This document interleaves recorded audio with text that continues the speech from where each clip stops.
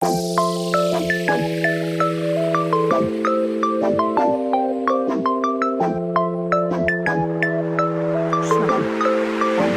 нэвтрүүлгийн эхний дугаараар манай 62 дугаар сургуулийн Өсвөрийн улаан загалмай клубын зөвлөх багшаар ажиллаж байгаа Түүх нийгмийн ухааны багш Өнөөдөр багш маань оролцож байна. За сайн байцгаана уу. За та өөрийгөө тавьж танилцуулаач. За намайг Ануудар гэдэг 62 дугаар сургуульд Түүх нийгмийн ухааны багшаар ажилладаг байгаа. За 2 дахь жилдээ 62 дугаар сургуулийн Өсвөрийн улаан загалмай клубын өдөртөх зөвлөх багшаар ажиллаж байна. За манайх 3 хэсэг асуулттай байгаа. За эхлээд ажилтай холбоотой, тэгээд дараад нь таны хувь хүндээ илүү холбоотой. Сүүлд нь юм жоохон хүчтэй дүү ч юм уу юм асуулт байгаа. За танд анх зөвлөх багшийн санал ирэхэд ямар санагдсан бэ? Юу гэж бодсон бэ? За анх бол багшаа та ингээд манай сургууль дээр Өсвөрийн улаан загалмай клуб гэж ингээд байгуулъя. Та манай зөвлөх багшаар ажиллаач гэдэг санал бол ирсэн. За тэгээд тэр саналыг хүлээж авахд бол мэдээж гоё санагдчихсан. Тэгээд тухайн хүүхдүүд маань ингээд багшаа гууж ийн гэж гуугаагүй ч гэсэн яг ингээд нүд нь харцсан гэх юм уу багшаа та зөвшөөрчтэй гэсэн янзтай байсан. Тэгэл амар хөөрхөн тухайн хүүхдүүдийнхаа хий гэсэн хүсэл эрмэлзлийг дэмжмээр санагдаад тэгье багш нь хий гэж ингээд зөвшөөрсөн байна.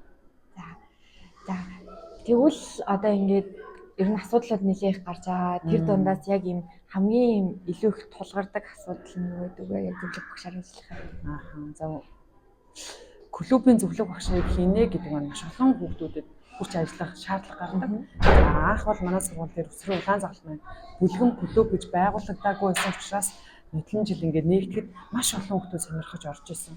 За тэгэхээр маш олон тэдгээр орсон хүүхдүүдтэй нэг бүрчлэн хүрч ажиллана гэдэг маань ингээд багш нарын ажлын ачаал байна. За дээрээс манай сургууль маш олон хүүхдтэй учраас 3 хэлжээр хичээлдэг гэдэг хичээлээс гадуур үйл ажиллагаа зохион байгуулахад орчин нөхцөл гэдэг ингээд бид бүгдээс бас 100% шалтгааллахгүй юм зүйлсүүд байна л да.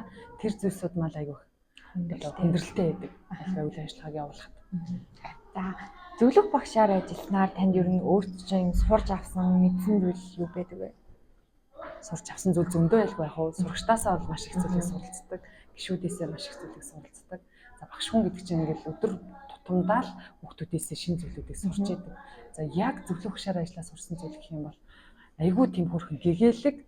Тэгээд ингээд альваа ажлыг маш ингээд нэмэг цэгцтэйгээр ингээд зохион байгуулах энэ чанартай илүү их одоо бусдыг удирдах гэх юм уу энэ зан чанарыг л айгүй их суралцсан байдаг гэж бодож байна. За танд одоо хүүхдүүдтэйгээ хамтраад хийхийг хүсдэг яг нэг тийм зорьсон үйл ажиллагаа ер нь юу гэдэг вэ? Хүүхдүүдтэйгээ хамтраад хийхийг хүссэн зорьсон үйл ажиллагаа. Яг таны яг л нөгөө маш юм тий зорилттой бүлгийн хүүхдүүд гэж ярьдаг шүү дээ тий. Ийм тухайн хүүхдүүдийг маш их баярлуулах юмсан гэж айгүй боддог. Хүүхэд баярлуулах л багшийн айгүй хүсдэг зүйл. Хүүхдүүдийг айгүй баярлуулад тэр баярлсан царайг ингээд харах мэдрэмж өөр айгүй гоё. Хийхийг хүссэн хүүхдүүдтэйгээ хамтарч хийхийг хүссэн зорьсон ажил юу байдаг вэ? Хүүхдүүдтэйгээ хамтраад бол маш юм бусдад туслахыг айгүй хүсдэг. Амар гоё эргээд ингээд би дараа нь ингээд эргээд харахад би ямар гоё ингээд тус хүрэгжсэн бэ тий. Хүнд ингээд яг гоё хэрэгтэй хүнд нь маш хэрэгцээтэй зүйлээр нь туслахыг айгүй хүсдэг. Тэр тусмаа хүүхдүүдэд одоо ингээд шинэ жилээр бэлэг хүртэж чадахгүй байгаа ч юм уу тий.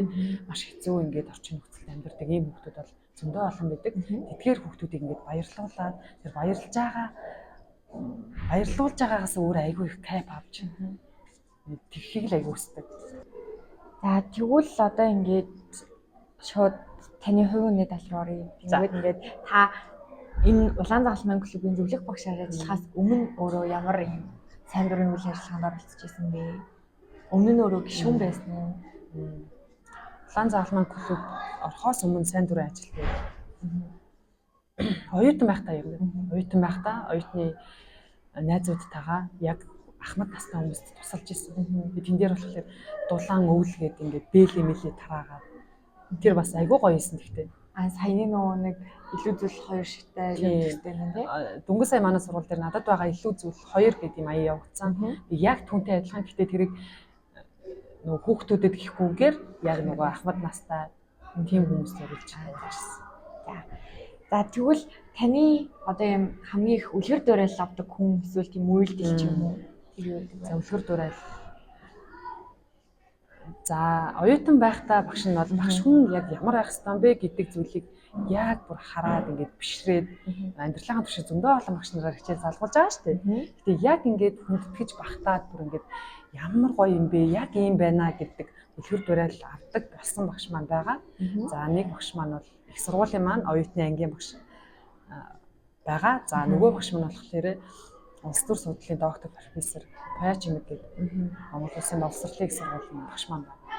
Тэр багш бол ингээд би авч явж байдаг. Бүх зүйлээр айгуугаа үлгэрэлдэг байсан. Би тэр бүгдээс ингээд үлгэр дуурайл аваад ийм байх хэрэгтэй байна гэдэг зүйлээ мэдчихсэн. За таны амьдралд болж исэн юм хамгийн гэгээлэг дурсамжтай үйлдэл ч юм уу үйл явдал. Гэгээлэг дурсамжтай үйл явдал зөндөө байгаа л да. Тэгээ хамгийн гэгээлэг дурсамжтай үйл явдал юу хүүхэд наснд болт юм болов уу гэж бодож байна. Хүүхэд байхдаа ингээд жижиг бэлэг өгөхөд чи ингээд баярлалдаг. Эмээ маань ингээд намайг нэгдүгээр ангид оруулах гэж явуулахдаа айгүй гой бэлэг өгч ийсэн. Тэр үйл явдал нь ингээд яг насны туршид ингээд гой дурсамж болоод тэгээд хүн дурсамжаараа л өглөгдөж амьдрт юм болов уу гэж боддог. Гэгээлэг дурсамж олон байх тусмаа айгүй гой. Тэр хүн гэгээлэг гой байд юм болов уу гэж боддог. Аха. За таны одоо миний нуудаг юм уу? Нуудаг цаа оюутан байхдаа нэг лав тэмцээнд оролцож байсан. Сургуулийн авч сургуулийн тэмцээс мөнгөн медаль авчихлаа хийж явж байлаа. За тэгвэл одоо таны хамгийн их эможи юу? Хамгийн их эможи юу?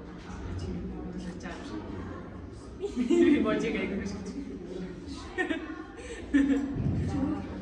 За манай юу хүчтэй хүн юм бэ?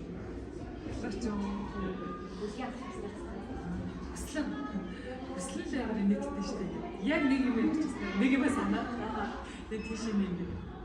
Үнээр тэрийг хийчихсэн шүү дээ гэж явчихсан. Хөөд яваа. За өслөл энэ. За тэгвэл таны олонний тэмцдэг юм гэхгүй одоо олонний тэмцэх краш нь юу вэ? Олонний тэмцэх краш. Амар олон байсан чи одоо амар байх болчихсон.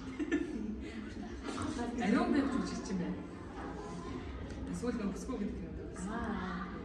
Тэр жүжигч юм байна. Гинт кино гэж. Одоо бүгдээ захиж хэлмээр байна.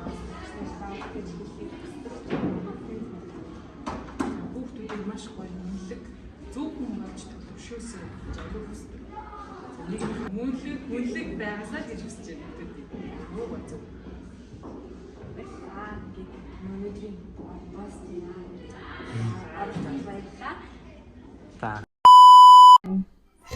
одоо ингэ бичлэг ихээр ингэ сандарч ин заяа. Шууд бие бэрэ зэгнээд ах юм. За багшаа. За багшаа. Хүслэн гэхээс яриа авахд та авах уу би авах уу? Хэн хөтлөгч үзэх үү? Би авъя. Зэр одоо хүслэн биш багшийг үзэх гэж орж ирнэ. За бэлээ дуус. Ой дугаалгүй. Багшаа хаачих тийхүү. За. За болсон. За яриа татчих.